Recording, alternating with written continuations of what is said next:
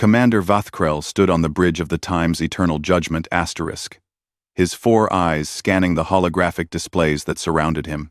The heavy cruiser had patrolled this sector of space for 3 cycles without incident. The Threshold Nebula stretched before them, its purple and blue gases swirling in the eternal dance of cosmic winds. This region marked the edge of Gen Collective territory, a border that had remained unchallenged for 200 years. "Commander, we have an unknown contact," announced Sensor Officer Talvin, her voice carrying a note of curiosity rather than concern. "Single vessel. Medium displacement. Emerging from the nebula's edge." Vathkrel moved to the tactical display with the fluid grace of his species. The Gen had ruled this region of space for millennia. Their empire stretched across 40 star systems, built on the foundation of superior technology and the doctrine of efficient warfare. When the Gen encountered a new species, the interaction followed a predictable pattern. The newcomers would recognize Gen's superiority, negotiations would commence, and another world would join the collective or retreat to their own space. "Visual confirmation," Vathkrel ordered. The main screen flickered, and the unknown vessel appeared. Vathkrel felt his crest flatten in disappointment. The ship looked primitive, almost crude, in its construction. The hull showed an odd patchwork quality, with sections that appeared to be different materials welded together. Compared to the sleek, elegant curves of Gen warships, this vessel seemed like something cobbled together in a scrapyard. "Analysis," Vathkrel said.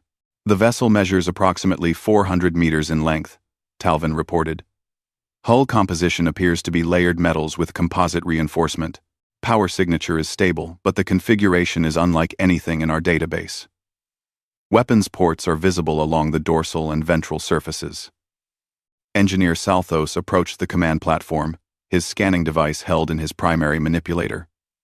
"Commander, permission to conduct a deep structural scan? This design is most unusual." "Granted," Vathkrel said. "Let us see what manner of species builds such a vessel." The deep scan took several minutes. As the data streamed in, Salthos made several small sounds of confusion.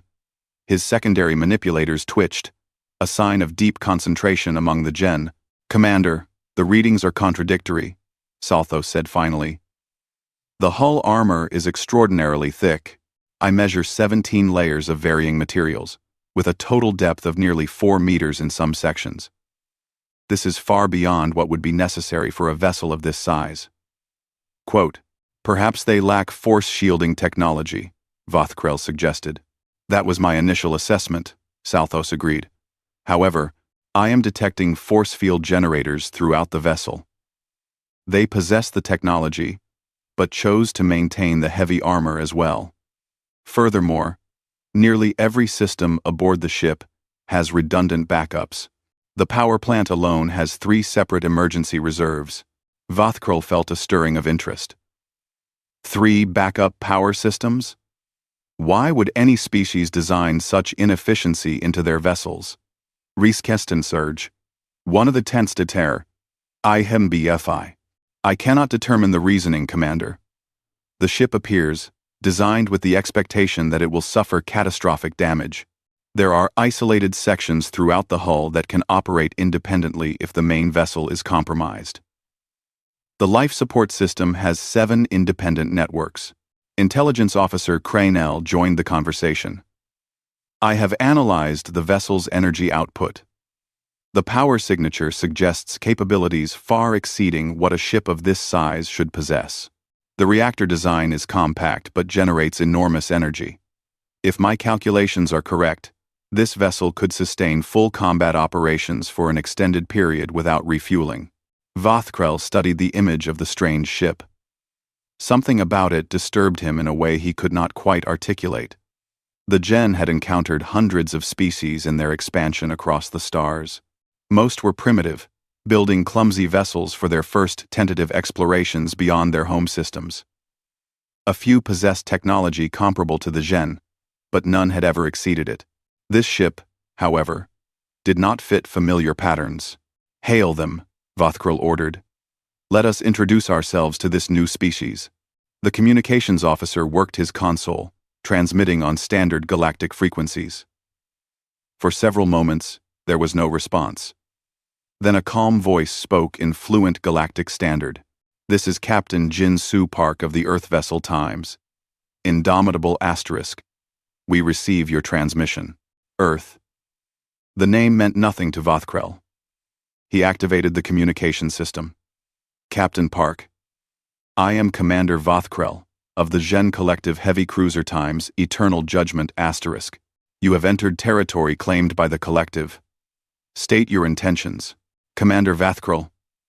We greet you with respect," the human captain replied.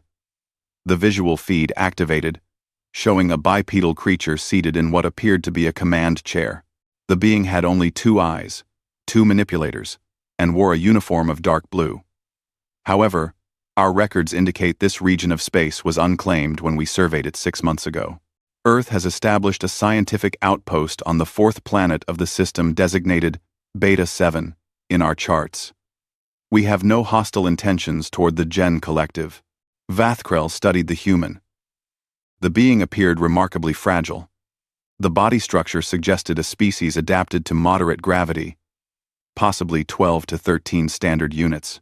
The lack of protective carapace or natural armor indicated they had evolved as a prey species rather than predators. "Biometric analysis," Vothkrell said quietly to his crew. Crenell manipulated her console. The being registers as a carbon-based life form with an internal skeletal structure. Average lifespan appears to be approximately 60 to 70 standard years based on cellular degradation rates. Homeworld gravity is high, approximately 1.2 standard units. Atmosphere is oxygen-nitrogen mix. The species appears to have evolved on a world with significant environmental challenges. 60 years. The Gen lived for 300. This species had barely enough time to accumulate wisdom before death claimed them, and yet they had built a vessel that confused Gen sensors and spoke galactic standard as if they had been traveling the stars for centuries. "Captain Park," Vothkrell said, "your vessel's design is most unusual. Our scans suggest construction principles we have not encountered before." The human's face formed an expression that might have been amusement. "The Times. Indomitable Times represents Earth's approach to deep space exploration. Commander, she's built to bring her crew home no matter what happens. Your armor is excessive for a vessel operating in claimed space," Vothkrell observed. "In our experience, Commander, space is dangerous enough without adding territorial disputes. We prepare for every possibility." Vothkrell deactivated the communication temporarily. He turned to Salthos. "I want a complete analysis of that vessel. Every system, every design choice, every technical specification. Something about these humans troubles me." "I shall conduct the deepest scan our systems allow, Commander," Salthos promised. As the engineer returned to his station, Vothkrell gazed at the human ship on his display. In his 3 decades of military service, he had learned to trust his instincts. The Times. Indomitable Times appeared primitive on the surface, but the deeper they looked, the more questions arose. A species with a short lifespan had built a vessel designed to survive catastrophic damage. They claimed peaceful intentions but bristled with weapons. They spoke of scientific outposts, but their ship was clearly military in nature. The scan began in earnest, powerful beams of energy washing over the human vessel, penetrating deep into its structure. Somewhere in that ship's design lay answers to the questions forming in Vothkrell's mind. He did not yet know that those answers would shake the foundations of everything the Gen Collective believed about warfare, survival, and the nature of species that reached for the stars. The data flooded into the Times Eternal Judgment's times analysis computers at a rate that made Salthos work frantically to organize it all. Commander Vothkrell watched as the engineer's display filled with technical specifications, structural diagrams, and power flow charts. Each new piece of information seemed to deepen rather than resolve the mysteries surrounding the human vessel. "Commander, I must report several disturbing findings," Salthos said after an hour of analysis. His voice carried a tremor that Vathkrel had never heard from the veteran engineer. This vessel's design philosophy contradicts every principle of efficient spacecraft construction. Explain, Vathkrel ordered, moving to stand beside the engineering station. The medical facilities, Commander. They occupy nearly 8% of the total habitable volume. That is 4 times the standard allocation. The equipment is designed for severe trauma treatment. There are surgical theaters equipped to handle massive casualties, radiation treatment facilities, tissue regeneration units, biological contamination protocols. It is as if the humans expect their crew to suffer terrible injuries as a matter of routine. Vathkrel felt his crest rise in unease. Perhaps their species is more fragile than we assessed. That was my initial theory, Salthos agreed. However, the crew quarters contradict this. The accommodations are Spartan and minimal. Resources that could provide comfort have instead been allocated to armor, weapons, and survival systems. The humans have chosen to prioritize combat capability over crew welfare. Intelligence Officer Crenell approached with her own data tablet. Commander, the weapons systems present similar contradictions. Each weapon has multiple redundant firing solutions. If the primary targeting computer fails, there are backup systems. If those fail, there are manual controls that allow crew members to operate weapons directly. Some of the larger cannons can be fired using mechanical backups if all electronic systems are destroyed. Who designs a weapon to be operated manually in the age of computer targeting? Vathkrel asked. A species that expects all their automated systems to fail in combat. Crenell replied quietly. I have also analyzed the small craft bays, the Times. Indomitable Times carries 12 strike fighters in armored launch bays. These bays have independent power, life support, and can launch craft even if the main vessel has lost all power. The fighters themselves are compact but heavily armed. Vathkrel moved back to his command platform, processing this information. The Gen approach to warfare was elegant and efficient. Overwhelming force was applied at decisive points. When an enemy recognized the logic of their defeat, they surrendered. Combat rarely lasted more than a few engagements. Casualties were minimal, because most species chose survival over pointless resistance. But nothing about the human ship suggested they shared this philosophy. Crenell, can you access their computer systems? Vathkrel asked. I wish to know more about these humans. Commander, the humans have left certain databases unencrypted and openly accessible, Crenell reported. It appears to be a diplomatic gesture. They are allowing us to learn about them. Access their historical records, Vathkrel ordered. Find out what kind of species builds a ship like this. Crenell worked in silence for several minutes. When she spoke again, her voice was soft, with what might have been fear. Commander, you need to see this. Vathkrel moved to the intelligence station. The display showed text in the human language, with automatic translation running beneath. Historical records, dates, events. As Vathkrel read, a cold understanding began to settle into his consciousness. The humans called their homeworld Earth. It was a planet rich in resources, but harsh in climate, with extreme weather patterns and tectonic instability. Multiple species had evolved to intelligence on this world, but only one had survived: the humans, and they had spent their entire existence fighting. The records detailed conflicts stretching back thousands of years, wars between tribes, wars between nations, wars between continents. The humans had developed increasingly lethal weapons and used them against each other with terrible consistency. Projectile weapons, explosive devices, chemical agents, biological weapons, nuclear fission bombs. They used atomic weapons against their own species, Salthos whispered, reading over Vathkrel's shoulder. On their own homeworld, the records showed images of human cities reduced to rubble. Casualty counts in the millions. Entire generations of young humans killed in wars that lasted for years. naval battles where thousands died in single engagements, aerial combat, armored ground vehicles destroying each other across vast battlefields. This is their history? Vathkrel asked. Continuous warfare? For approximately 12,000 years by their reckoning, Crenell confirmed. They achieved spaceflight only 200 years ago. But their entire developmental period was marked by increasingly sophisticated warfare. They have fought on every terrain their planet offers. Oceans, mountains, deserts, frozen wastelands, underground, in the air. Vathkrel looked at the image of the times. Indomitable times on his display with new understanding.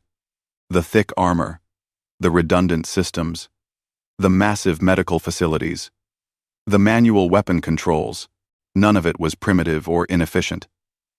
It was the culmination of 12,000 years of learning how to survive in combat. Pull up their military philosophy, Vathkrel ordered.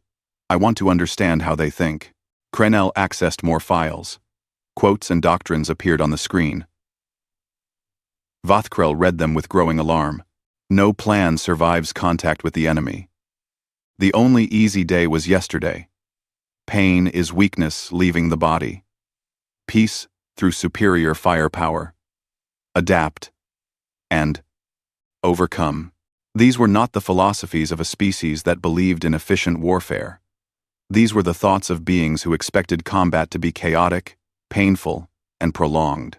Beings who had learned that survival required preparation for the worst possible scenarios. Commander, I have found something else, Crenell said hesitantly. The humans have a saying that appears frequently in their military tradition. It is in an ancient language called Latin. What does it say? Si vis pacem, para bellum. The translation reads, If you want peace, prepare for war. Silence filled the bridge. Every jeune present understood the implications. The humans did not build warships because they loved war. They built them because their entire history had taught them that peace could only be maintained through the credible threat of overwhelming violence. The Time's indomitable asterisk, Vathkrel said slowly, is not a primitive vessel. It is a weapon designed by a species that has spent millennia perfecting the art of warfare against itself. Commander, there is more, Salthos added. I have analyzed their fleet composition based on the data they have made available. The Times, Indomitable Times, is classified as a patrol frigate. It is one of their smaller military vessels. Vathkrel felt something he had not experienced in decades. A cold sensation that his ancestors might have called dread. How large are their capital ships? Dreadnoughts measuring over 2 kilometers.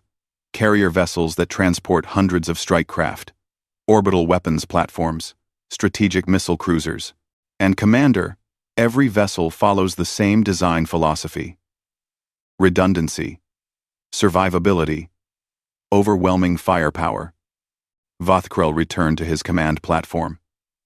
He accessed the communication log of his conversation with Captain Park. The human had been polite. Even friendly.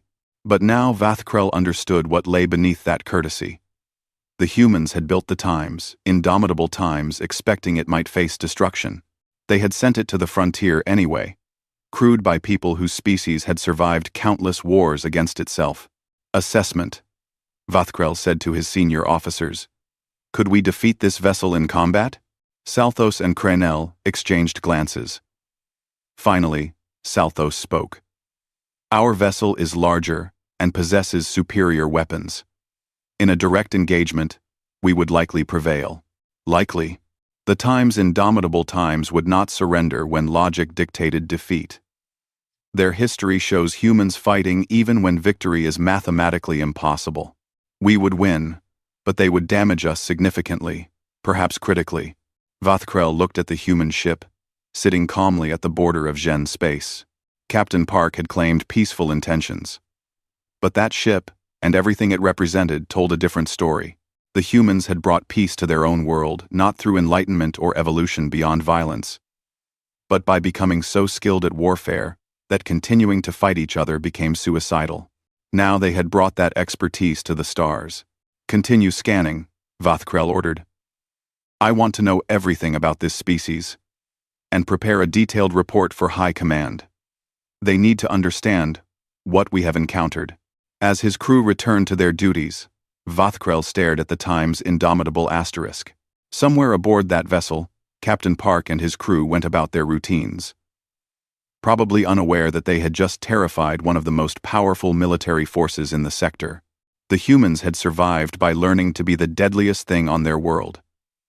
Now, they had come to space, bringing those lessons with them. And Vothkrel had the terrible feeling that the galaxy was not prepared for what that meant. Commander Vothkrel transmitted his report to Zhen High Command with a sense of foreboding. He had included every detail about the human vessel, every disturbing element of their history, every implication of their military philosophy. He had recommended a cautious diplomatic approach, suggesting that the humans represented a species unlike any the collective had encountered before. The response arrived within 6 hours. Vothkrel read the orders with sinking dread. High Command believes you are overreacting to a single, primitive vessel, his second officer Ralken said, reading from the same transmission. They order us to assert collective dominance and force the humans to withdraw from disputed territory. They did not read my full report, Vothkrel said bitterly. Or they read it and did not understand. The orders are clear, Commander. We are to perform aggressive maneuvers and establish weapons lock on the human vessel. If they do not retreat, we are authorized to disable their ship and claim it as salvage. Vothkrel looked at the tactical display. The Times, indomitable Times, maintained its position at the nebula's edge, making no threatening moves. They were simply there, claiming space for their species as countless others had done throughout history. But the humans were not like other species. Tactical. Bring us to combat approach vector, Vothkrel ordered reluctantly. Helm, angle us to establish firing superiority. Weapons, achieve target lock, but do not arm firing sequences. The Time's eternal judgment Times moved with the grace of a predator, its massive bulk turning to present its heaviest weapons toward the human frigate. On the display, targeting solutions appeared as the Zhen computers calculated firing angles for every weapon system. We have achieved weapons lock, Commander, the tactical officer reported. The human vessel is powering up its defensive systems. Open a channel, Vothkrel ordered. Captain Park's face appeared on the screen. The human no longer showed the pleasant expression from their first contact. His features had hardened into something unreadable. Commander Vothkrel, Park said calmly. Your weapons are locked onto my ship. Is this your standard diplomatic protocol, Captain Park? I am ordered to secure this territory for the Zhen Collective. Your presence here is unacceptable. You will withdraw immediately. We've been through this, Commander. This is unclaimed space. We have a scientific outpost on Beta 7, with 60 researchers. I will not abandon them. On the tactical display, Vothkrel watched as the Time's Indomitable's Times crew moved to battle stations with practiced efficiency. The frigate's weapons came online, targeting systems acquiring the Zhen cruiser. Shield generators hummed to full power. The strike craft bays opened, and small fighters began pre-launch sequences. Your vessel is outnumbered and outgunned, Vothkrel said. Logic dictates withdrawal. Something that might have been a smile crossed Park's face. It was not a pleasant expression. Commander, in our first conversation, I told you the Times, Indomitable Times, is built to bring her crew home. Let me be clear about what that means. If you fire on this ship, we will return fire. We will not surrender. We will not retreat. We will fight until either your ship or mine is destroyed. Is that clear enough for you? Salthos leaned close to Vothkrel and whispered urgently. Commander, I have run combat simulations. Our probability of victory is 78%. However, the simulations project we will suffer 40% casualties, even in a successful engagement. The humans will not stop firing until their vessel is completely destroyed. 40% casualties. In the entire last war the Zhen had fought, Total casualties had been less than 10%. Enemies saw the logical conclusion and surrendered. But the humans were showing every sign that surrender was not part of their thinking. I have accessed more of their historical database, Crenell added quietly. Commander, the humans have a tradition of last stands, battles where small forces fought to the death against overwhelming odds. They celebrate these defeats as great moments in their history. They teach their children about warriors who died rather than surrender. Vathkrel felt his crest flatten in disbelief. They celebrate defeats? Not the defeat itself, but the courage to fight impossible battles. There is an ancient human battle called Thermopylae. 300 warriors held a mountain pass against hundreds of thousands. All 300 died. The humans still remember their names thousands of years later. That is insane. That is humanity, Commander, Crenell said softly. They do not think like we do. The concept of logical surrender does not exist in their military culture. On the screen, Captain Park waited patiently. Around him, the human crew moved with quiet competence. A young officer checked weapon status. Another monitored the shield generators. Their faces showed determination but not fear. Captain Park, Vathkrel said slowly, I have studied your history. Your species has fought countless wars. You have developed weapons of terrible power. Why do you continue to prepare for war when you claim to seek peace? Park's expression softened slightly. Because we learned a hard lesson, Commander.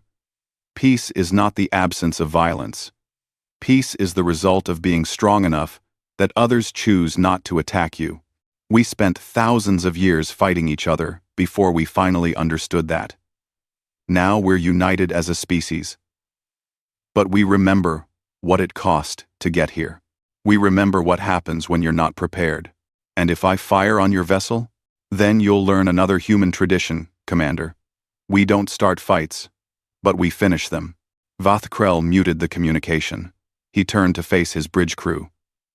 Opinions. Speak freely. We can destroy their vessel, the tactical officer said. But they will hurt us badly in the process.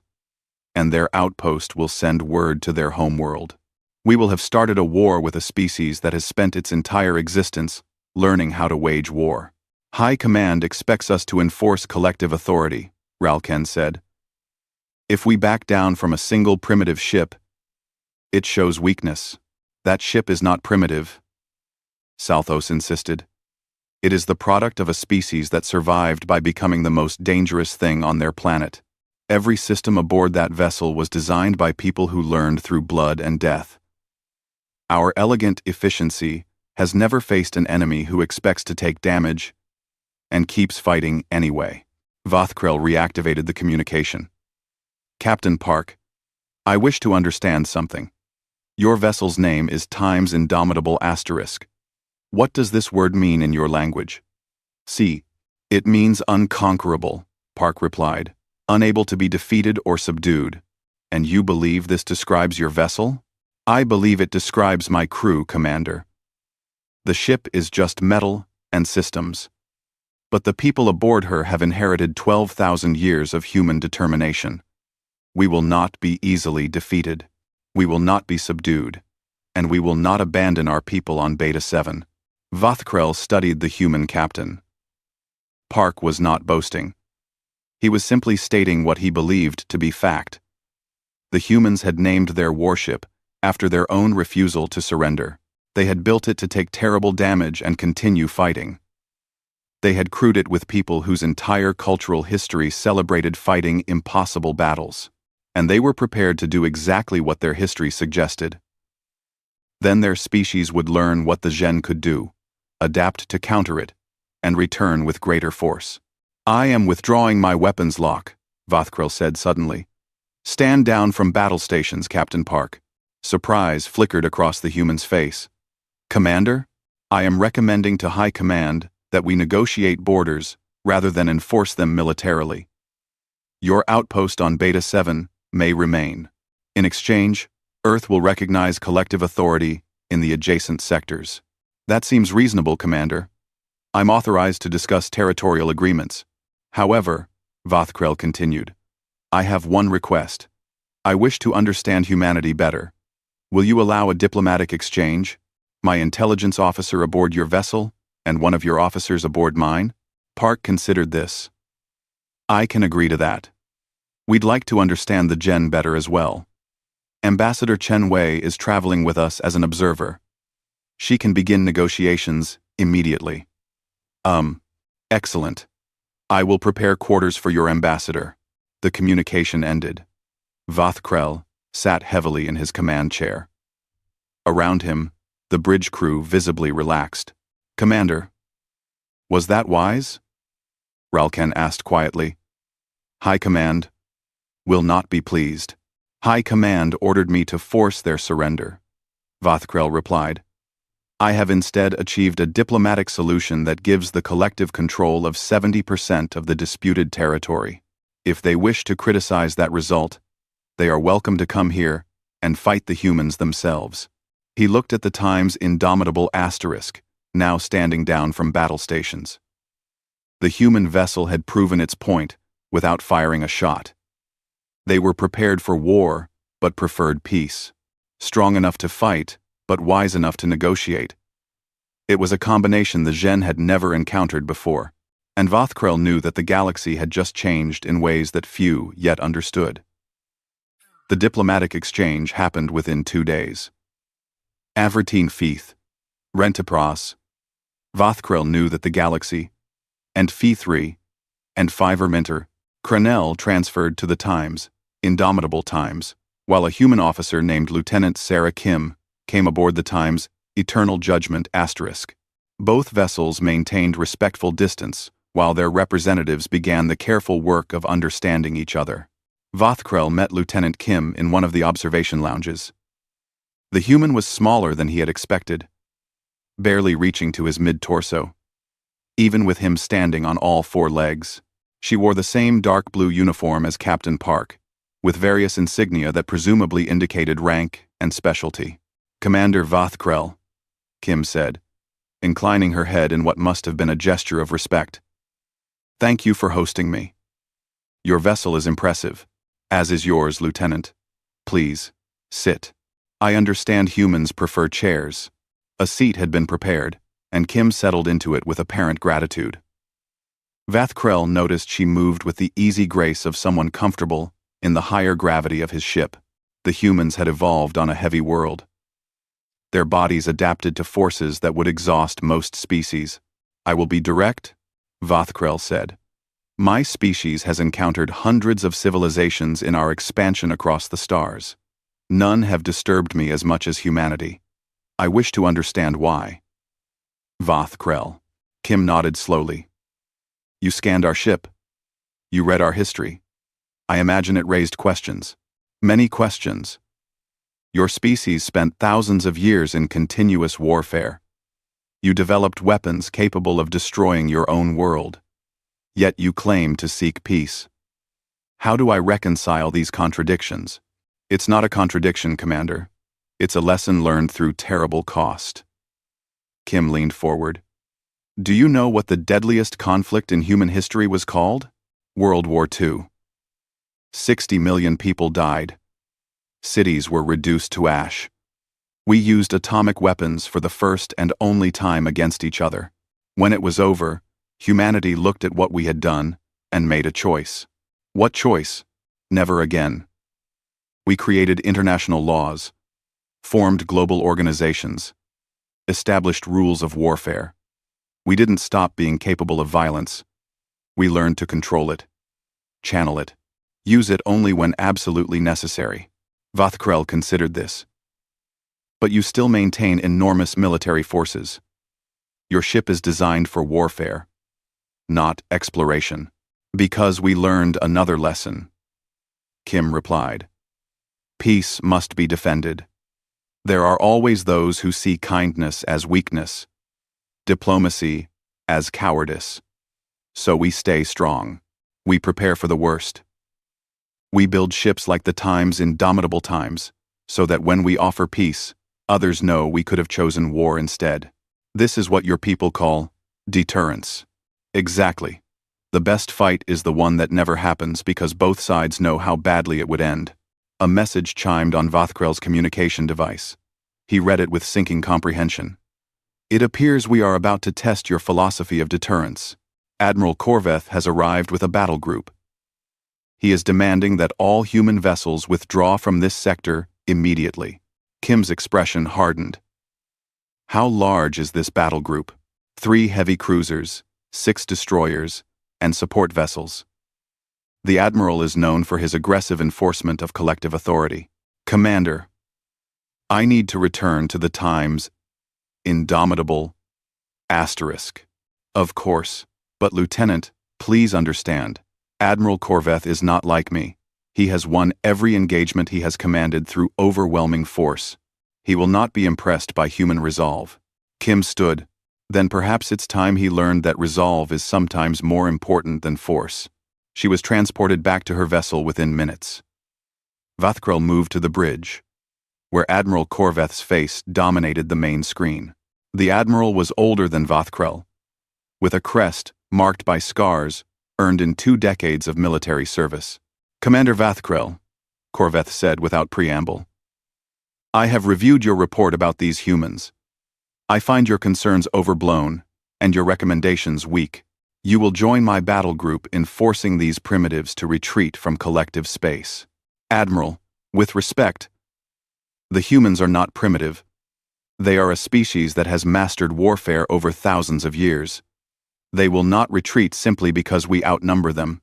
Then they will be destroyed. Their foolishness is not our concern. On the tactical display, Vothkrel watched as more human vessels arrived through the nebula. The destroyer, Times, Resilience Asterisk, the cruiser Times, Tenacious Asterisk, and the frigate Times, Defiant Asterisk. Each ship took up position in a defensive formation that spoke of careful planning and practiced coordination. Admiral, the humans are reinforcing. 4 vessels now. Irrelevant. We outnumber them 3-1 and possess superior firepower. They will see reason or be eliminated.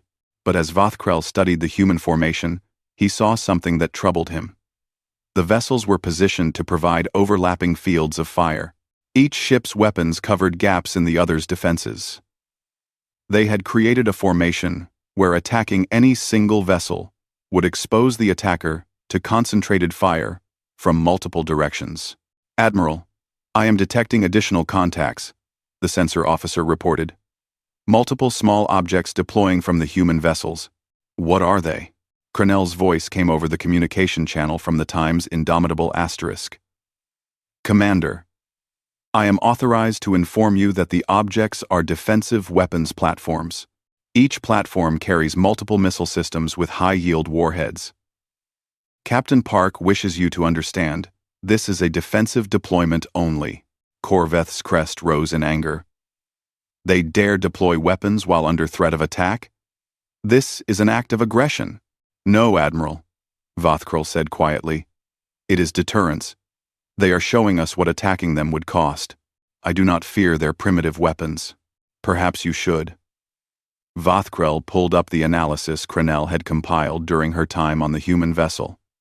These weapons platforms use what humans call pattern recognition systems. They track multiple targets simultaneously and coordinate their fire. Each missile can adjust its trajectory mid-flight to counter defensive maneuvers. And Admiral, the warheads are fusion-based. A single hit could cripple a destroyer. We have point defense systems, as do they. The difference is that humans designed these weapons expecting them to face point defense. They use overwhelming numbers to ensure some missiles reach their targets. It is the same philosophy as their ship design. Redundancy. Multiple paths to the same goal. Admiral Korveth studied the tactical display in silence. Vothkrel could see him calculating, analyzing. The Zhen battle group could certainly defeat 4 human vessels, but the cost would be significant. Multiple ships damaged. Casualties in the hundreds. Perhaps thousands. And for what? To claim a disputed territory that had been empty before humans arrived? I wish to speak with the human commander. Corveth said finally. Captain Park's face appeared on the screen. Calm, despite facing overwhelming force. Admiral Corveth. I'm Captain Jin-Soo Park, commanding the Earth Defense Group in this sector. You are outnumbered and outgunned, Captain. Withdraw now and avoid unnecessary bloodshed. I appreciate your concern for bloodshed, Admiral. Let me be clear about our position. We have 60 scientists on Beta 7, conducting legitimate research. We have no hostile intentions toward the Gen Collective. We are willing to negotiate borders and establish protocols for shared space. What we will not do is abandon our people or retreat from territory we surveyed and claimed, according to established galactic law. You speak of law to justify defying the collective. I speak of law because it's the foundation of civilization, Admiral. You claim this space is yours, but your own charts show it was unclaimed when we arrived.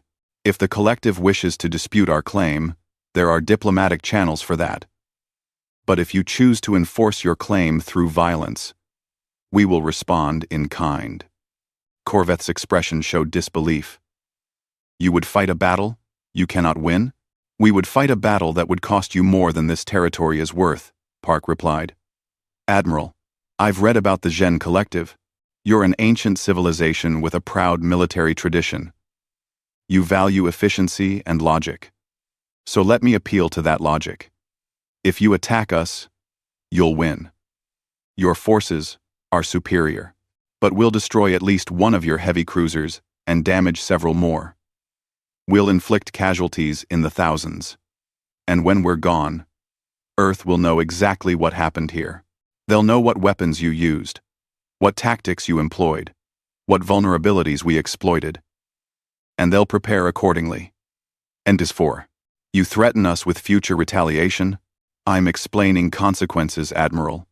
Earth has 300 ships like mine, 50 capital ships, defense stations around every colony.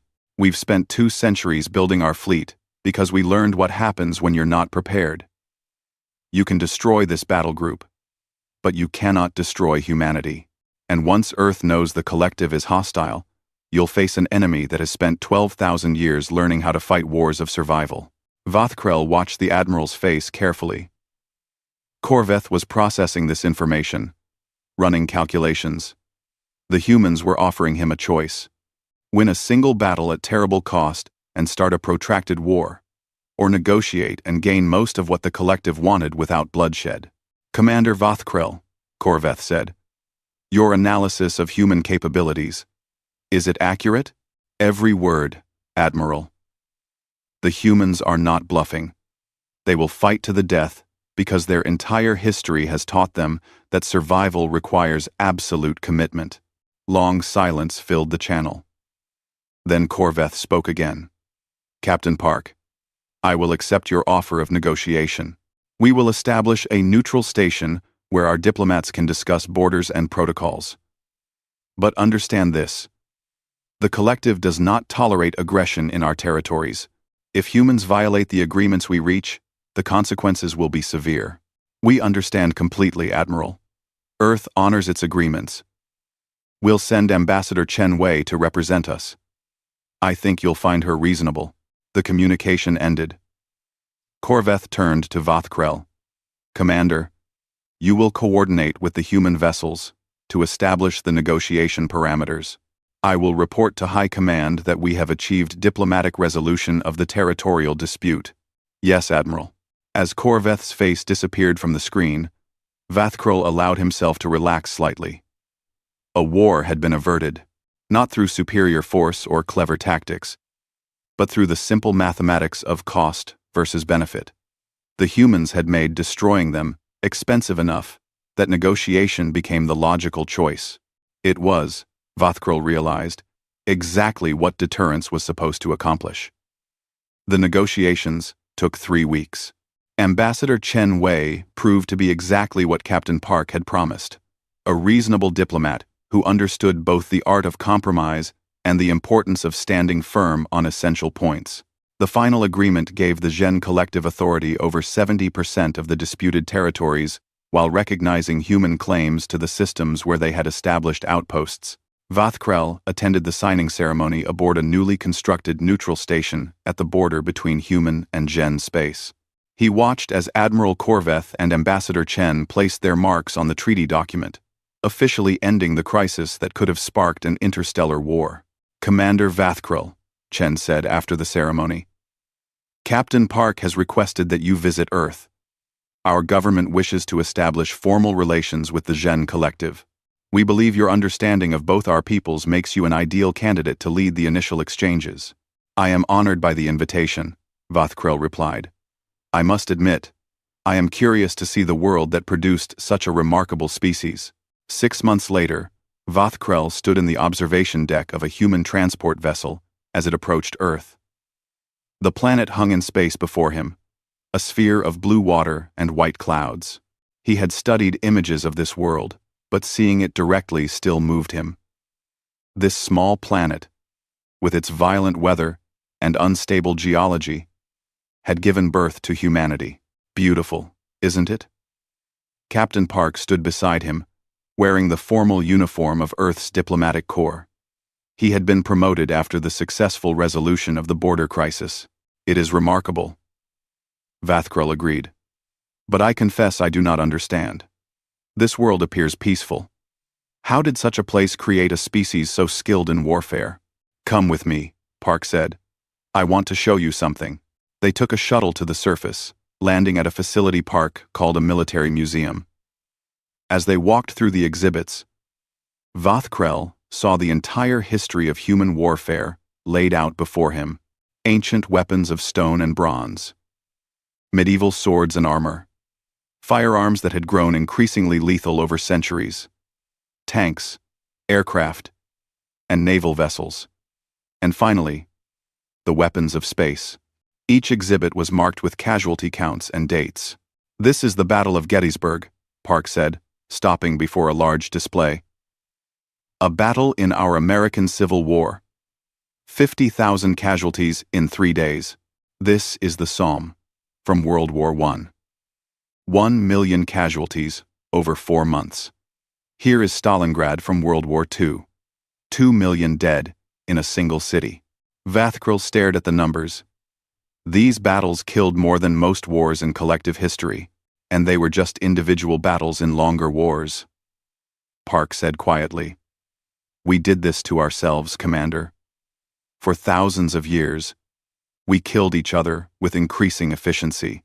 We developed chemical weapons that dissolved lungs, biological weapons that spread plague, nuclear weapons that could level cities. We fought in jungles, deserts, frozen tundra, on land, sea, air, and eventually space. We learned every possible way to kill and destroy. Why show me this? Because you need to understand what you saw when you scanned the Time's indomitable asterisk. That ship isn't the product of military genius or superior technology. It's the product of necessity. Every redundant system, every armor plate, every backup weapon exists because at some point in our history, we learned what happens when those things aren't there. We built our warships from the lessons purchased with blood." They moved to another section of the museum. Here were displays about peacekeeping, international cooperation, and space exploration. Images of humans from different nations working together, building orbital stations, exploring their solar system. "But we also learned something else," Park continued. "We learned that the species that survives is the one that can stop fighting itself and turn that energy toward common goals. We learned that strength and compassion aren't opposites. We learned that the best warrior is the one who never has to fight. Yet you maintain your military forces. Because we also learned that peace is fragile, Commander. It must be protected. There will always be those who see cooperation as weakness, who believe might makes right. So, we stay ready. We build ships like the Time's indomitable asterisk. We train our people for conflict we hope never comes. And when someone like Admiral Korveth appears, ready to take what isn't his, we're prepared to make him reconsider." Vathkrel understood now. The humans weren't warlike. They were survivors who had learned that survival sometimes required the capacity for terrible violence. But they had also learned to control that capacity, to use it as a shield rather than a sword. The collective leadership is still processing what your species represents, Vathkrel said. Some see you as a threat. Others see potential allies. I believe most simply, do not know what to think. That's fair, Park said. We're still figuring out our place in the galaxy ourselves. But I can tell you what Earth hopes for. We hope to find friends among the stars, partners in exploration and discovery, species we can learn from and teach in return. We've spent too long fighting ourselves to want to fight the universe too. And if conflict finds you anyway, Park's expression hardened slightly, then we'll do what we've always done. We'll survive. We'll adapt. We'll find a way to win. But we'll also look for the path back to peace, because that's what we truly want. Over the following weeks, Vathkrel toured Earth's major cities and met with their leaders. He saw a world that had unified itself through painful lessons, where former enemies now worked side by side on projects that benefited all humanity. He met soldiers who trained for war, but hoped for peace, scientists who developed weapons but preferred to explore, diplomats who negotiated from positions of strength but sought common ground, and he began to understand what humanity would bring to the galactic community. The Zhen Collective formally established diplomatic relations with Earth 3 months later. Trade agreements followed, cultural exchanges, joint scientific projects, and quietly, military observers from both sides began studying each other's tactics and technologies. Vathkrel found himself leading a combined patrol group, human and Zhen vessels working together to secure their mutual borders. Captain Park served as his strategic advisor, teaching Zhen officers the principles of human military doctrine. Your people are adapting quickly, Park observed one day as they reviewed training exercises. The Zhen always relied on overwhelming force and logical threat assessment, but now you're incorporating redundancy, planning, and survival-focused design. Because you taught us that logic is not enough, Vathkrel replied. An enemy who refuses to surrender when logic dictates defeat cannot be handled by traditional doctrine. We are learning from you, and we're learning from you. Zhen efficiency and precision are remarkable. Our engineers are incorporating some of your design principles into our next generation of vessels. Maybe together we can create something better than either of us could alone. That evening, Vathkrel sat in his quarters and recorded a personal log entry. It was something humans did. He had learned. A way of processing thoughts and preserving perspective. When I first scanned the Time's indomitable asterisk, I saw a primitive vessel that confused my sensors and contradicted my understanding of efficient spacecraft design. I was wrong. I was seeing the culmination of 12,000 years of brutal lessons in survival. I was seeing a species that had learned to prepare for the worst while hoping for the best. I was seeing humanity. The humans do not love war. They have simply survived it so many times that they have become masters of it. Their warships are not weapons of conquest. They are monuments to survival, built by a species that refused to surrender to extinction. Every redundant system, every armor plate, every weapon exists because humans learned what happens without them. But the most profound truth about humanity is this: they extended friendship to us, even after proving they could be deadly enemies.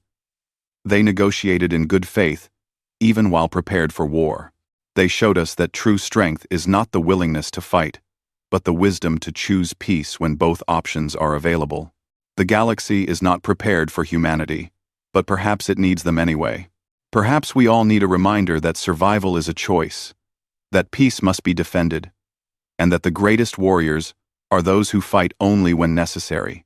I scanned a human warship, and what I beheld shook me to my core. I saw humanity's capacity for violence and survival. But I also saw their capacity for growth, cooperation, and hope. The humans have come to the stars, bringing both their sword and their dream of peace. The galaxy is better for it, Vathkrel closed the log entry. Through his viewport, he could see both Gen and human vessels patrolling in formation. Once strangers, now allies. The Times, indomitable Times, held position at the formation's center, its weapons ready but silent, its crew vigilant but at peace. It was, Vathkrel thought, exactly what humanity had always wanted: to be strong enough that no one dared attack them, to be capable enough that everyone respected them, to be wise enough to know that the best battles were the ones never fought. And watching that formation, Gen and human vessels working as one, Vathkrel understood that humanity had not just survived their violent past. They had transcended it, without forgetting it. They had learned to carry both their capacity for war and their hope for peace, understanding that both were necessary for survival among the stars. The humans had indeed come in peace, but they had brought their warships anyway, just in case.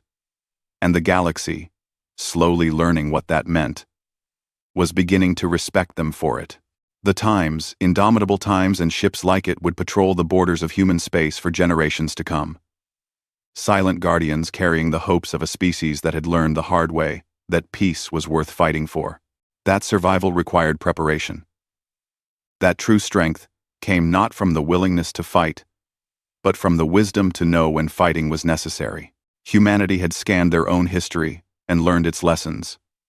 Now, they had brought those lessons to the stars, and the galaxy, whether it knew it or not, was already beginning to change because of them. The stars gleamed through the massive windows of orbital station Harmony. The station floated in perfect silence above Viridian, a garden world known throughout the galaxy for its beauty. Inside the main conference hall, representatives from dozens of species gathered for what many hoped would be a historic moment. Park Ji-woo stood at the center podium, his gray hair catching the soft light. He had spent 30 years building bridges between Earth and the older galactic civilizations. His face showed the weight of those years, but his eyes still sparkled with hope. Around him, delegates whispered in 100 different languages, their translation devices creating a soft hum in the air. "Today we write a new chapter," Park Ji-woo said, his voice steady and warm. "Not with weapons or threats, but with understanding." In the security observation room above, Kim Seo-yeon watched every movement in the hall below. Her hand rested near her weapon, though she hoped she would never need it. She had protected Park Ji-woo for 15 years. In that time, she had learned that his greatest weapon was not military might, but his ability to make even the most hostile species listen. The Korthian delegation sat in the front row. They were massive beings, their scaled skin reflecting the station lights in patterns of deep purple and black. Ambassador Vrexkal led them, his body language radiating contempt. The Korthians controlled 70 star systems. Their empire had crushed a dozen smaller species over the past century. They viewed humans as newcomers, barely worth noticing. Park Ji-woo had worked for 5 years to arrange this meeting. The Korthians had been expanding toward human space. Small conflicts had erupted at the borders. Ships had been lost. Colonies had been threatened. Park believed that dialogue could prevent a war that would cost millions of lives. "The Korthian Empire has strength," Park continued, gesturing toward Vrexkal. "This is undeniable. But strength alone does not build civilizations that endure. Cooperation, mutual respect, shared prosperity. These are the foundations of true power." Vrexkal's translator device conveyed his response with clear mockery. "The human speaks of strength as if he understands it. Your species has spread to 40 worlds in 50 years, yet you avoid every conflict. You negotiate when you should fight. You offer treaties when you should take. This is not strength. This is fear." Park Ji-woo smiled gently. "Perhaps what you see as fear is simply wisdom. War should always be the last choice, not the first." Kim Seo-yeon tensed in the observation room. She had heard the intelligence reports. The Korthians were not negotiating in good faith. They were stalling, while they positioned their fleets. But Park Ji-woo believed he could reach them, could make them see reason. Admiral Lee Sung-min commanded the small human fleet stationed 2 light hours away. She sat in her command chair aboard the battleship, indomitable, monitoring the feeds from the station. Her crew was on full alert, though they appeared relaxed. That was how humans operated now. They looked peaceful, diplomatic, and unthreatening. They had become very good at looking that way. Lee Sung-min remembered the early days of human expansion into space. 50 years ago, when humans first developed faster than light travel, they had burst into the galaxy expecting adventure and discovery. Instead, they found a brutal hierarchy where older species dominated younger ones. Humans learned quickly that showing their full military capabilities would mark them as threats. So Park Ji-woo had convinced Earth's governments to take a different path. Build colonies quietly. Develop technology in secret. Show the galaxy a peaceful face while preparing for the day that peace might fail. It was Park Ji-woo's vision. And for 3 decades, it had worked. Humans expanded. They traded. They learned. And they were vastly underestimated.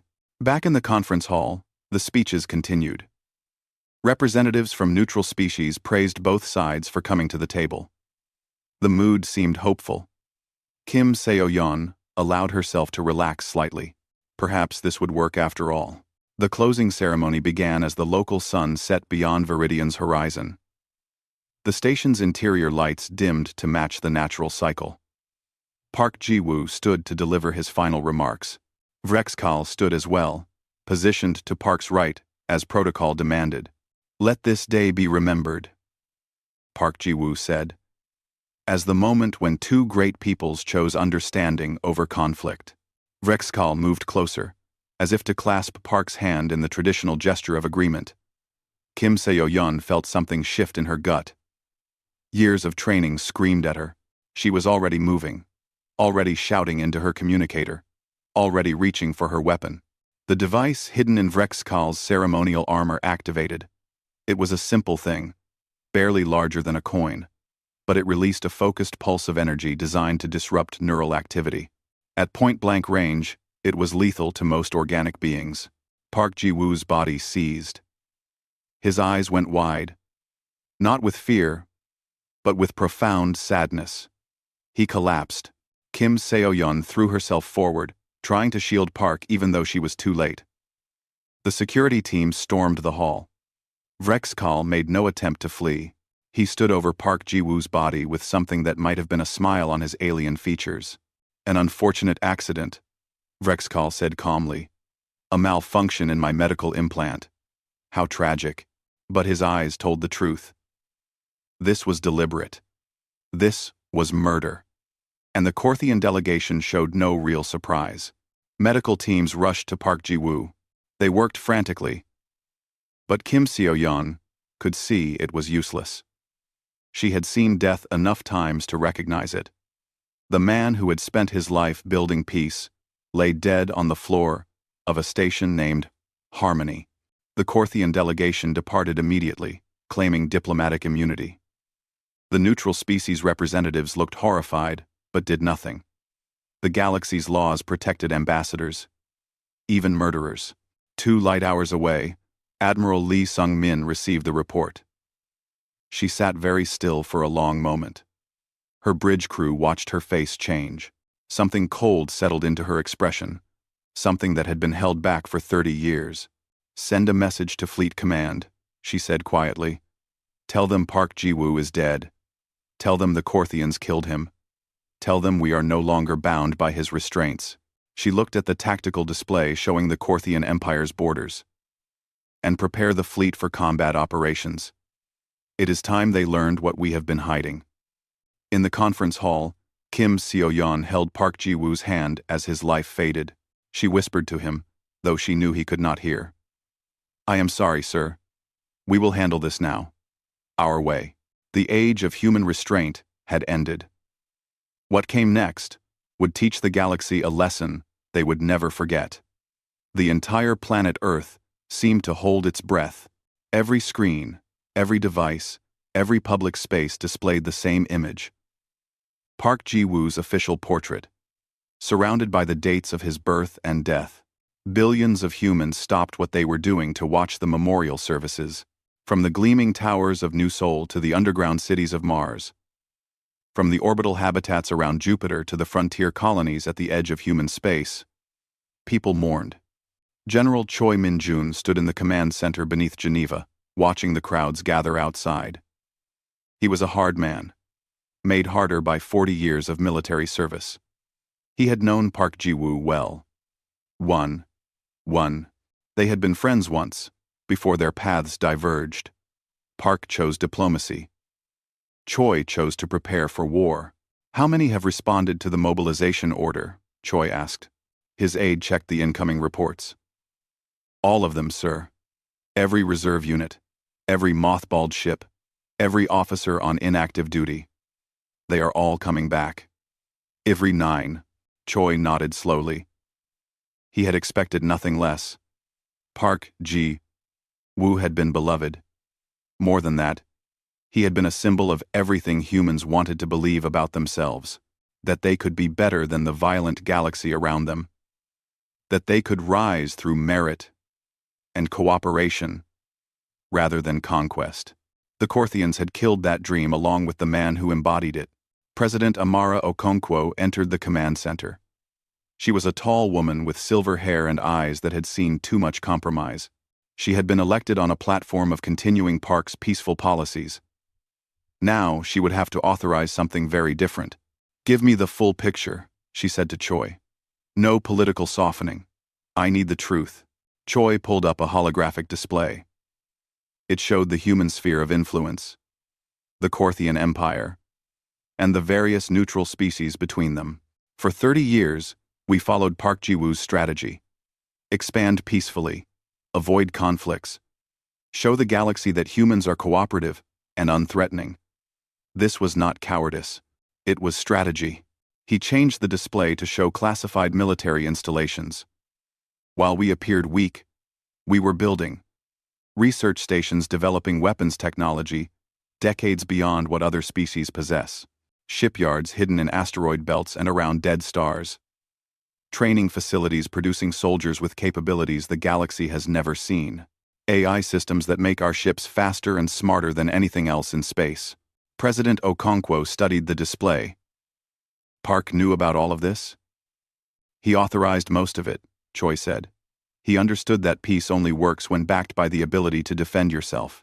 But he also understood that if we showed our full strength too early, other species would unite against us out of fear. He was buying time for us to become too established to threaten, too integrated to attack. And now? Now, they have killed him. They have shown the galaxy that diplomacy with humans means nothing, that our restraint is weakness. Choi's face hardened. If we do nothing, we invite more attacks. Every species will think they can take what they want from us. President Okonkwo was silent for a long moment. What are you proposing? Protocol revelation. We show them what we really are. We make the Korthians an example. We demonstrate that human patience is not the same as human weakness. In the deep research facilities beneath the surface of Europa, Dr. Elena Volkov received the authorization codes she had been waiting 3 decades to see. She stood in front of a massive sealed door marked with warnings in 15 languages. Behind that door were projects that had been theoretical, experimental, or simply too dangerous to deploy. "Open Project Wrath," she said to her team. The systems came online. Weapons that bent space itself. Missile systems, with AI guidance so sophisticated, they could predict enemy movements before they happened. Defensive shields that existed partially out of phase with normal reality. And more, so much more that even Volkov's team had barely tested. "Begin production protocols," she ordered. "The military wants everything ready in 72 hours. Everything?" one of her scientists asked, his face pale. "Doctor, some of these systems have never been field tested. Then they will be tested in combat," Volkov said coldly. "We are past the time for caution." Captain Kang Dae-hyun assembled his special operations team in a briefing room aboard the stealth ship Shadow Walker. These were humans trained in ways that would shock the civilian population. Genetic enhancements that pushed their bodies beyond normal human limits. Neural implants that connected them directly to AI systems. Training that included actual combat against captured Korthian war machines. Our target is the Korthian supply hub at Nexus Station, Kang explained, highlighting a massive space station on the tactical display. This facility coordinates logistics for 17 Korthian battle fleets. If we take it out, we cripple their ability to sustain military operations across a quarter of their empire. Mana 5. One of his team members spoke up. Sir, that station is defended by 3 full battalions of Korthian shock troops. Intelligence says it is impossible to infiltrate. Kang smiled, but there was no humor in it. They think it is impossible because they do not know what we can do. They have never faced human special operations. They are about to learn. Back in the Geneva Command Center, President Okonkwo signed the authorization codes. Do it, she said to General Choi. But I want rules of engagement that are clear. We are not the Korthians. We do not target civilians. We do not commit atrocities. We will show them our strength, but we will also show them our honor. End quote. We not committed eventing. Committed eventing. Committed eventing. Choi nodded. Understood, Madam President. We will be ruthless. But we will be just. The orders went out across human space. Fleets began moving from their hidden bases. Weapons that had been kept secret were loaded onto ships. Soldiers who had been training in isolation for years finally received their deployment orders. Admiral Lee Sung-min addressed her fleet as they prepared to jump to the Korthian border. For 30 years, we have been the galaxy's nice neighbors. We smiled. We negotiated. We compromised. This was not weakness. This was us being civilized, being patient, being better than the violence around us. She paused, her face visible on every screen in every ship. They killed Park Ji-woo because they thought we were weak. They thought our kindness was cowardice. They were wrong. Today we remind them that humans did not become the dominant species on Earth by being prey. We became apex predators. And we have been hiding our teeth. Temden. The fleet jumped to hyperspace, vanishing from their stations in flashes of twisted light. They were heading toward Korthian space. They were bringing a message the galaxy would not forget. In his chambers on the Korthian throne world, Ambassador Vrexkal received reports of human fleet movements. He dismissed them with contempt. Let them posture, he said to his aides. They have 40 worlds to our 70. They have always avoided combat. This will be no different. They will make threats. We will ignore them, and eventually they will accept our dominance. His military advisors were not so confident. Lord Ambassador, the intelligence suggests these are not normal deployments. The humans are moving forces we did not know they had. Impossible, Vrexkal said. We have monitored their military for decades. We know their capabilities. They are merchants and diplomats, not warriors. But deep in the Korthian intelligence networks, analysts were beginning to realize something terrifying. The human ships they were detecting did not match any known human designs. The energy signatures were wrong. The formation patterns were sophisticated beyond anything humans had shown before. The Korthians had made their assessment of human military capability based on what humans had allowed them to see. They were about to learn that humanity's greatest trick was not strength or technology. It was patience. The patience to be underestimated. The patience to be insulted. The patience to appear weak while becoming strong. That patience had ended the moment Park Ji-woo fell. The Korthian border system of Talvex had never seen human warships before.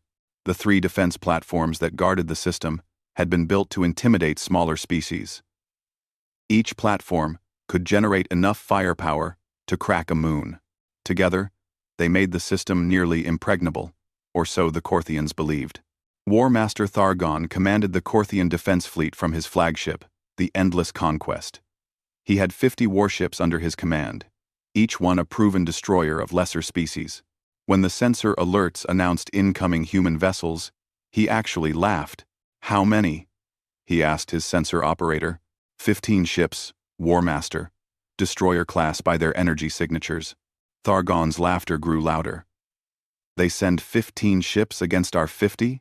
Against our defense platforms? The humans are even more foolish than I believed. All ships. Attack formation. Let us educate them quickly." Admiral Lee Sung-min stood on the bridge of the Indomitable, watching the Korthian fleet move into attack position. Her 15 ships looked small against the Korthian force. That was intentional. Let them think they had the advantage. Let them commit fully to the attack. "Weapons status?" she asked calmly. "Quantum disruptors, charged and ready." Her weapons officer reported. "Dimensional shields online. AI combat systems synchronized across the fleet. Enemy fleet is opening fire," the tactical officer announced. The Korthian attack was impressive. Hundreds of missiles and energy beams crossed the space between the fleets. It was enough firepower to vaporize a small moon. The Korthians expected to see human ships torn apart. Instead, reality itself seemed to bend around the human vessels. The dimensional shields existed partially out of phase with normal space. Korthian weapons passed through where the human ships appeared to be, hitting nothing but empty space. The few shots that did connect splashed harmlessly against energy barriers that should not have been possible. "Return fire," Lee Sung-min ordered. The quantum disruptors activated. They did not fire energy beams or missiles. Instead, they projected fields that destabilized matter at the quantum level. A Korthian battleship, touched by the disruptor field, simply came apart, its molecular bonds failing catastrophically. In 3 seconds, a ship that had taken years to build became an expanding cloud of atoms. Thargon stared at his displays in disbelief. What was that? What kind of weapon? Before his crew could answer, 5 more of his ships died. The human vessels moved with impossible precision, their AI systems predicting Korthian movements before they happened. Every human shot found its target. Every Korthian shot missed. "Defense platforms, engage," Thargon roared. The 3 massive platforms opened fire. Their weapons were older, but far more powerful than anything the ships carried. Beams of energy thick as buildings lanced through space. Surely nothing could survive that. The human ships scattered, their movements synchronized perfectly. 2 of them turned toward the nearest platform and fired something new. Missiles, but unlike any missiles the Korthians had seen. These missiles thought for themselves, their AI cores more sophisticated than most organic minds. They dodged point defense fire with ease, weaving through space like living things. When they struck the defense platform, they did not explode. Instead, they burrowed into the structure, their nanite payloads eating through armor and systems. Within minutes, the platform's power core destabilized. The explosion lit up the system like a new sun. Commander Yoon Jae-sung led his fighter wing into the chaos. The human fighters were small, fast, and deadly. Each pilot was directly connected to their ship's systems through neural links. They did not react to threats. They anticipated them. The AI systems in their fighters predicted enemy movements hundreds of times per second, giving the pilots information faster than conscious thought. A squadron of Korthian interceptors moved to engage them. The Korthians had numbers and firepower. But Yoon's pilots had something better. They had perfect coordination. They moved as one organism, their AI systems linked together. When the Korthians tried to target them, they were not fighting individual pilots. They were fighting a distributed intelligence that existed across dozens of ships. The Korthian squadron died in less than a minute. Yoon's wing lost nothing. "This is impossible," Thargon shouted. "How can they move like that? How can their weapons be so powerful?" His second-in-command looked at the tactical display with growing horror. "War Master, we have lost 30 ships. The platforms are gone. We cannot win this battle. Retreat is not the Korthian way, Thargon growled. But even as he said it, he knew the truth. This was not a battle. It was a slaughter. Admiral Lee Sung-min opened a communication channel to the remaining Korthian ships. Her face appeared on their screens, cold and merciless. I am Admiral Lee Sung-min of the United Earth Fleet. You are wondering how this is possible. You are wondering how we hid this strength. Let me explain something to you. F. She gestured at the debris field that had been the Korthian defense fleet. For 30 years, Park Ji-woo convinced Earth to show you only what we wanted you to see. We acted peaceful because we chose peace, not because we were incapable of war. We negotiated because we preferred cooperation, not because we feared conflict. We restrained ourselves because a good man believed in a better way. Her expression became ice. You killed that good man. You murdered him because you thought our restraint was weakness. Now, you will learn the truth. What you saw of humanity before was us being civilized. What you see now is us being human. And humans survived on a death world by being the most dangerous thing on it. In the debris field, something else was happening. Small shapes moved between the wrecks. Too fast for Korthian sensors to track clearly. Captain Kang Dae-hyun and his special operations team were already at work. They had inserted during the confusion of battle, using the debris as cover. Their target was a command ship that had survived, crippled but intact. Kang's team moved through vacuum with practiced ease, their powered armor making them far more than human. They cut through the hull and entered the Korthian ship. The Korthian crew had no idea what hit them. The humans moved too fast, their augmented reflexes making them seem to teleport from place to place. Stun weapons took down defenders before they could react. Within minutes, Kang's team had secured the ship's data core. Package acquired, Kang reported. Extracting now. They were gone before the Korthians even realized they had been boarded. The data they took contained tactical information, fleet positions, and defense protocols. In one operation, they had compromised Korthian military security across multiple systems. Back in the Tal Vex system, the battle was over. The Korthian fleet was destroyed. The defense platforms were gone. Admiral Lee Sung-min allowed the surviving ships to flee. She wanted them to carry the message. Broadcast this across all frequencies, she ordered. Make sure every Korthian hears it. Make sure the entire galaxy hears it. Her message was simple and terrifying. The Korthian Empire killed our leader during peace negotiations. This was your first lesson in the price of that action. We have taken Tal Vex system. We are not leaving. We are coming for the next system, and the next, and the next. You wanted to see human strength. Now you cannot look away. Across Korthian space, fleet commanders received the reports with disbelief. One human fleet had destroyed a major border defense in hours. The humans had not lost a single ship. The technology they displayed was beyond anything the Korthians possessed. In the capital, Empress Korthva called an emergency war council. How is this possible? She demanded. Our intelligence said the humans were weak. Her military advisors had no good answers. They deceived us, Majesty. They hid their true capabilities. We made our assessments based on incomplete information. Then get me complete information, the Empress roared. Find out what they have, how many ships, what their real capabilities are, and find out how to stop them. But even as she gave the orders, she felt something she had not felt in decades. Fear. The humans had announced their intentions clearly. They were not stopping at Tal Vex. They were coming for the entire border. And based on what they had just demonstrated, they might actually succeed. In human space, celebrations erupted. The footage from Tal Vex spread across every colony.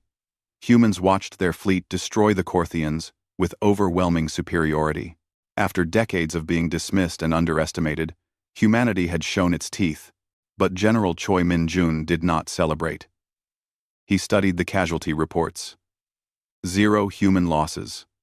Perfect execution. Then he looked at the projections for the next phase of the campaign. The Korthians would adapt. They would gather more ships. They would fight harder. The real war was just beginning. But humanity had sent its message. The age of human restraint was over. The galaxy would learn to respect them. One way or another. The Galactic Council chamber had never been so full. Representatives from every major species crowded into the ancient space station that served as neutral ground for galactic politics. The emergency session had been called after humans took their third Korthian system in as many weeks. The mood was tense, fearful, and confused.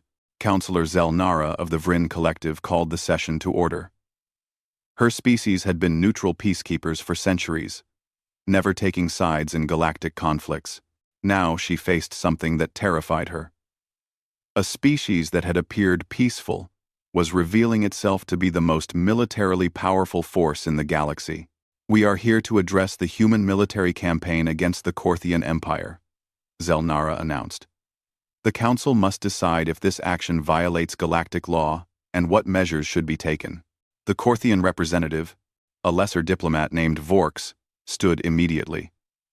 The humans are engaging in unprovoked aggression. They have destroyed our fleets and occupied our territory. This is an act of war that the Council must condemn. Before anyone could respond, the chamber doors opened. Ambassador Park Min-seo entered, flanked by 2 human security officers. She was younger than her father had been, but she carried herself with the same calm dignity. The resemblance was striking enough that several representatives shifted uncomfortably. The Council recognizes Ambassador Park Min-seo of Earth, Zelnara said carefully. You may address the assembly. Zelnara. Min-seo walked to the speaker's podium with measured steps. She placed a data chip on the console, and holographic displays activated throughout the chamber. The recording showed Park Ji-woo's assassination in brutal clarity. Several representatives gasped. Many had heard rumors, but seeing it was different.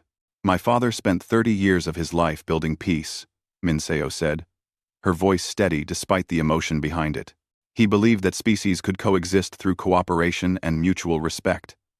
He convinced Earth to restrain its military power in favor of diplomatic solutions. He taught us to be patient, to be understanding, to be better than the violence that surrounds us. She looked directly at the Korthian representative. The Korthian Empire repaid his dedication by murdering him during a peace conference. They assassinated a diplomatic envoy under the protection of neutral territory, and then they claimed it was an accident. Vorks started to object, but Min-seo continued, her voice growing harder. Galactic law is clear. The assassination of a diplomatic envoy is one of the few crimes that justifies military response. My father showed restraint. They killed him for it. Now you ask us to show restraint again? To accept his murder and continue as if nothing happened? The chamber erupted in debate. Some species agreed that the Korthians had violated sacred diplomatic principles. Others feared what human military power meant for the galactic balance. Everyone was afraid of what would happen next. In Korthian space, the situation was becoming desperate. Admiral Lee Sung-min's fleets had taken 5 systems. Human special operations teams were sabotaging supply lines deep behind Korthian borders. Captain Kang Dae-hyun had become a legend of terror. His teams striking targets the Korthians thought were secure. Empress Korthva sat in her throne room, reviewing battle reports that grew worse each day. Her generals stood before her, none meeting her eyes. How many ships have we lost? She asked. 247 capital ships, Majesty, the War Master reported, plus countless smaller vessels. The humans have lost 12 ships total, and most of those were from accidents, not combat. This is impossible, the Empress said. How can they be so superior?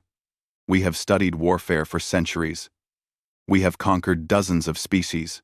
Her chief scientist stepped forward. Majesty, we have analyzed captured human technology. What they possess is beyond our understanding. Their AI systems are more advanced than any organic mind. Their weapons manipulate reality at the quantum level. Their shields exist partially outside normal space. This is technology that should not be possible. Then how did they develop it? They have been working on it for decades, hiding their research from galactic observation. While they appeared to focus on trade and diplomacy, they were actually engaged in the most intensive military research program in galactic history. They gambled that no one would attack them before they were ready. We made that gamble lose. In the occupied Corthian systems, something surprising was happening. The human military administration was harsh but fair. They had strict rules of engagement. Corthian civilians were protected, food supplies were maintained, essential services continued. War criminals were arrested and faced trial.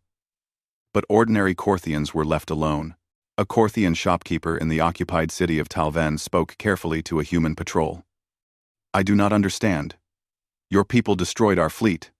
You killed our soldiers. But you do not harm us?" The human sergeant, a man named Chen Wei, shrugged. "You did not kill our chancellor. Your military did. Your government did.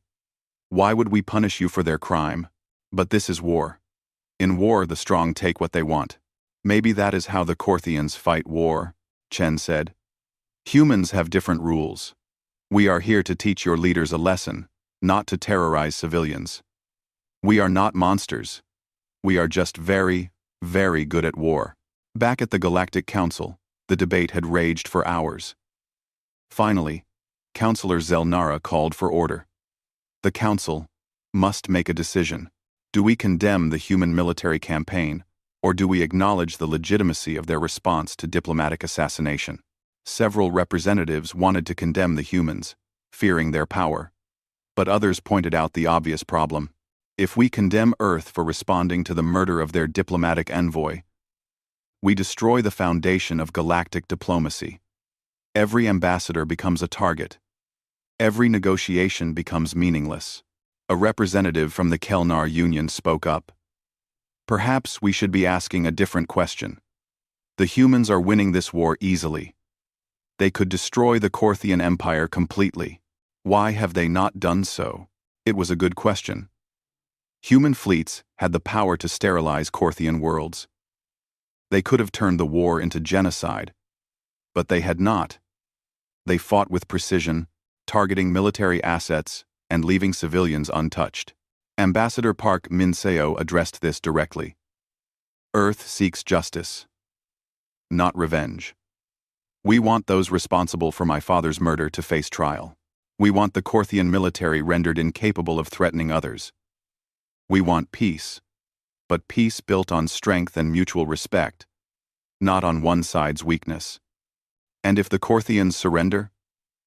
Zelnara asked. "What are Earth's terms?" Do. Complete military surrender. War crimes tribunal for those responsible for the assassination. Restructuring of the Corthian government under temporary human oversight to ensure compliance with galactic law. Reparations for damages. And permanent monitoring to prevent future aggression. The terms were harsh but not genocidal. Several representatives breathed easier. The humans wanted victory, not extermination. In the Corthian capital, Empress Korthva received the human terms. Her advisors urged her to reject them, to fight to the last. But she was not stupid. She had seen the battle reports. She had watched human fleets dismantle her military with contemptuous ease. "How long can we hold?" she asked her generals. "If we gather every ship, if we fight with everything we have, we might delay them for another month, maybe 2. But we cannot win. Their technology is too advanced. Their tactics are too perfect. And they have barely shown us their full capabilities." The Empress closed her eyes. Her empire had stood for 3 centuries. It had crushed everyone who opposed it. Now it faced an enemy that made all that power meaningless. What happens if we do not surrender? They will take every system we have. They will dismantle our military piece by piece. And eventually, when they tire of our resistance, They may decide that extermination is simpler than occupation. They have shown restraint so far. There is no guarantee they will continue to do so. Far from the political discussions, Captain Kang Dae-hyun crouched in the shadows of a Korthian military command center. His team had infiltrated the facility to gather intelligence on the remaining Korthian fleet positions. They moved through the complex like ghosts, their advanced stealth systems making them invisible to Korthian sensors. Data acquired, Kang whispered into his comm. Extracting now. But as they moved to leave, alarms suddenly blared. The Korthians had upgraded their security systems. Kang's team was detected. Contact! One of his soldiers shouted as Korthian security forces poured into the corridor. The fight was brief and brutal. Human weapons cut through Korthian armor like paper. Human reflexes, enhanced by neural implants and genetic modification, made them seem superhuman. But there were dozens of Korthians, and only 6 humans. Kang took a hit that cracked his armor, but his team kept fighting. They made it to their extraction point and escaped. But barely. Back on their ship, Kang reviewed the data they had stolen. It showed the Korthian military gathering for one last desperate stand. They were pulling ships from every corner of their empire. It would be the largest fleet ever assembled. And it would still not be enough. Kang thought about Park Ji-woo, a man he had never met but whose vision had shaped his entire career. Park had believed in peace.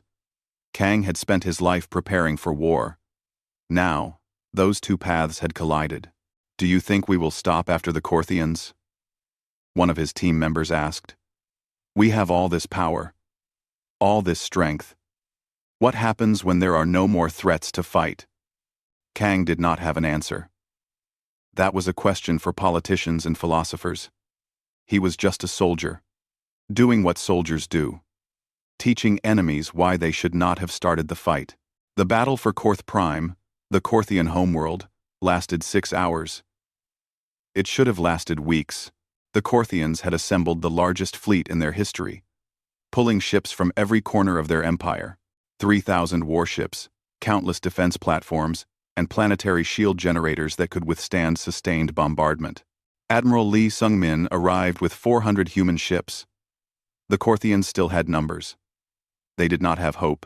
The battle opened with a Korthian barrage that would have vaporized any other fleet. Human dimensional shields danced between realities, making most shots harmless. The ones that connected were absorbed by energy barriers that glowed but did not break. Then, the humans returned fire. Quantum disruptors tore through Korthian formations like invisible claws. AI-guided missiles thought faster than organic minds could react.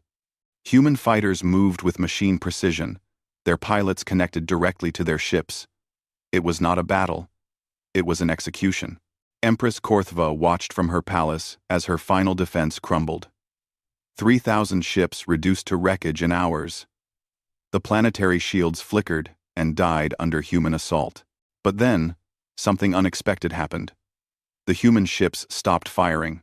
Admiral Lee Sung-min broadcast on all frequencies. "Korthian Military Command. This is your final chance. Surrender now and face trial under galactic law. Continue fighting and we will be forced to escalate. You have 1 hour to decide." In the palace, the Empress's generals argued for continued resistance. "We can fight from the ground. We can make them pay for every city." But the Empress understood what the humans were really saying. They had held back. Everything they had shown so far was restrained. They could destroy the planet, if they wanted to. They were giving the Korthians one last chance to surrender with dignity. "Enough," she said quietly. "Send the surrender signal. This war is over." The surrender was broadcast across the Empire. Within hours, Korthian fleets across the galaxy began standing down. Some refused and were destroyed. Most accepted the inevitable. In 6 weeks, the mighty Korthian Empire had been broken. 3 days later, Empress Korthva stood in chains before a tribunal. The courtroom was on a neutral station, overseen by representatives from a dozen species: human, Korthian, and neutral judges sat in judgment. The gallery was packed with observers from across the galaxy. Ambassador Park Min-seo sat in the front row, watching the proceedings with careful attention. This was her father's dream, in a twisted form. Justice through law. Not through might. But it had taken overwhelming force to get here. The trial was methodical and fair. Evidence was presented. Witnesses testified. Vrex Kal, the assassin, admitted his role. He showed no remorse. "I did what was necessary for the Empire," he said.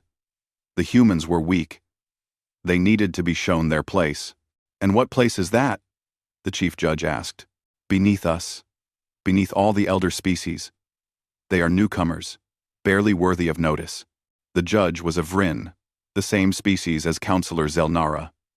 She spoke carefully. "And now? What do you think of humans now?" Vrexkal said nothing.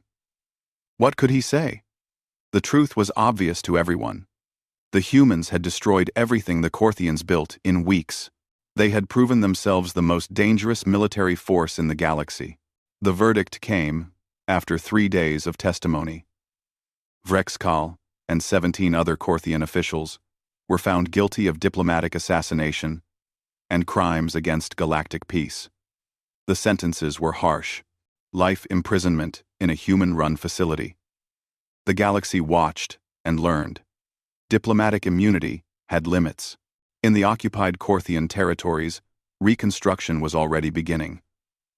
General Choi Min-jun had established military governments in each captured system, but they operated under strict guidelines.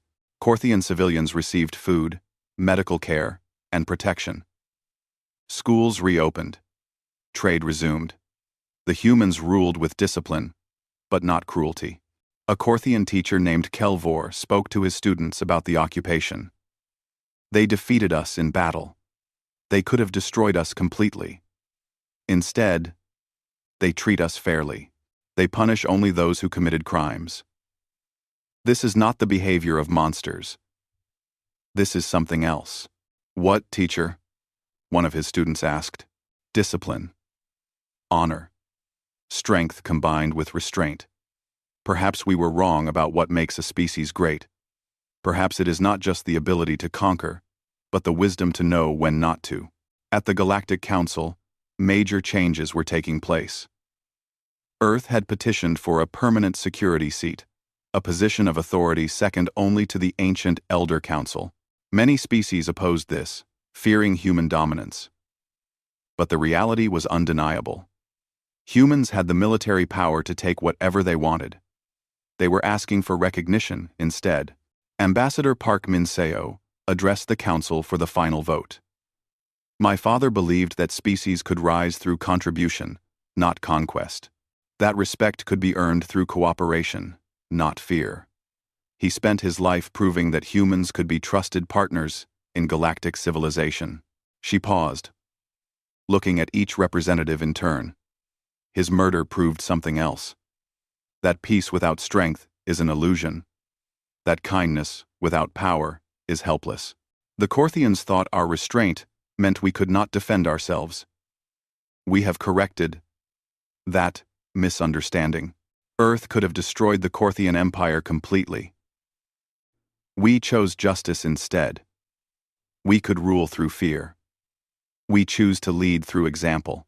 Grant us the recognition we have earned, or reject us and wonder what we might do next. The choice is yours, but choose carefully. The vote was called. The result was overwhelming. Earth received its permanent security seat. The age of human dominance had begun. Not through slow diplomacy as Park Ji-woo had hoped, but through demonstrated power that left no room for doubt. Captain Kang Dae-hyun stood on a balcony overlooking a Korthian city under occupation. His war was over. His team had completed 47 operations behind enemy lines. They had not lost a single member. He should have felt pride. Instead, he felt tired. His second-in-command, Lieutenant Yu Soo-jin, joined him. They are building a memorial to Park Ji-woo in the capital. They want you to attend the dedication.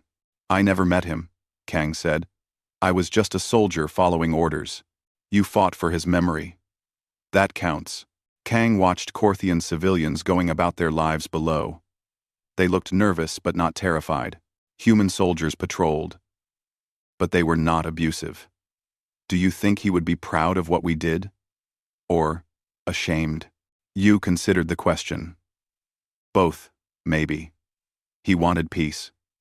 We gave him war. But we did it his way. As much as war allows.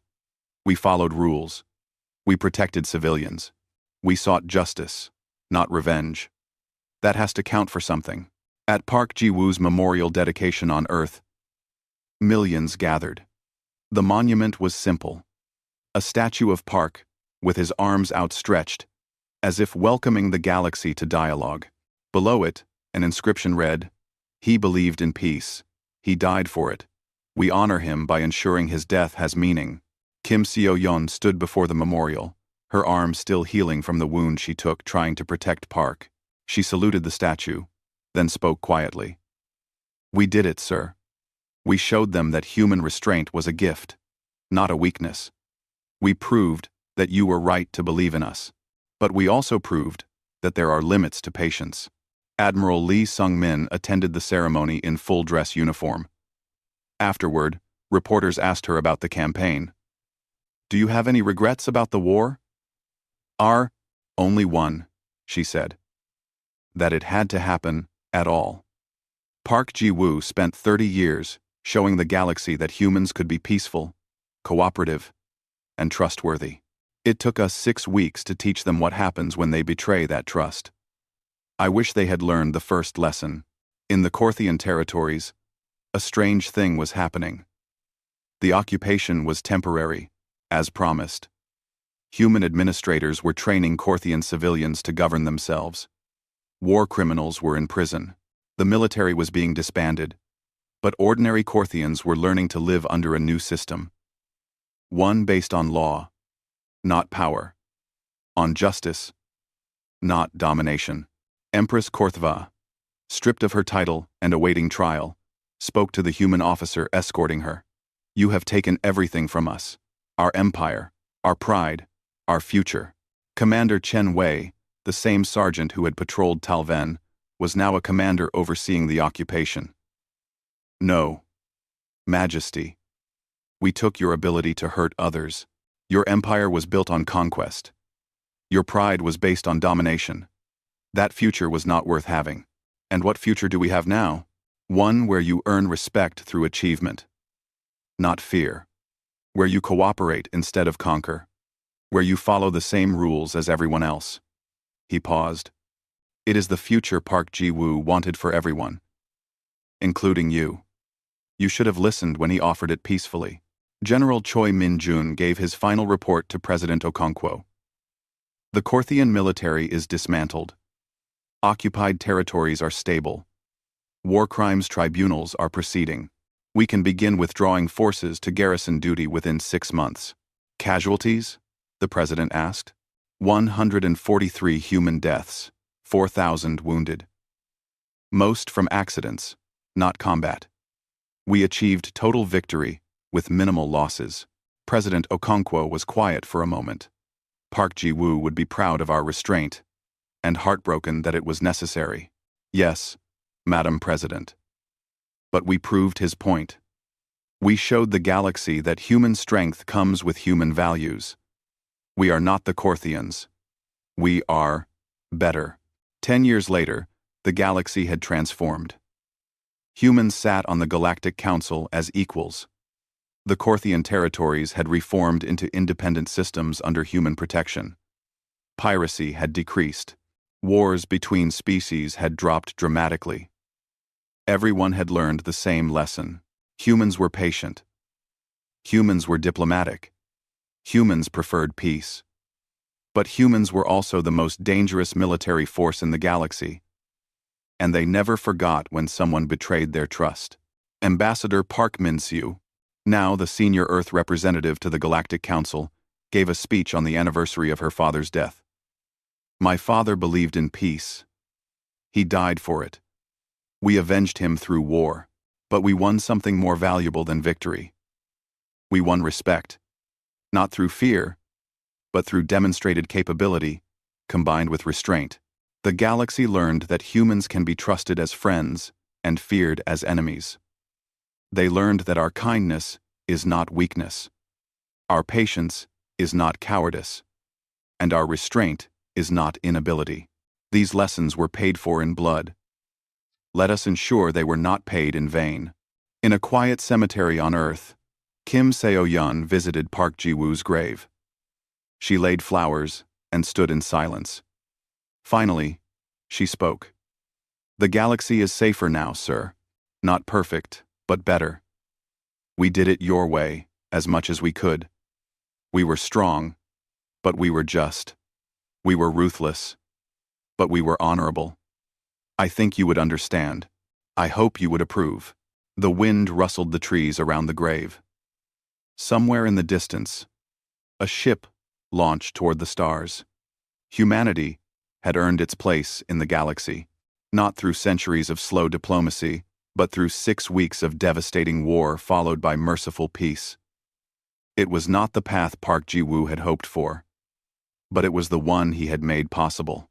The galaxy would remember him as a martyr for peace, but they would remember humanity as something else, as the species that proved restraint and power could coexist, as the people who were kind until you gave them reason not to be, as the friends you wanted and the enemy you feared. The age of human dominance had begun, and it would be remembered as the era when the galaxy finally learned to prefer cooperation over conflict, because the alternative was facing human fury unleashed.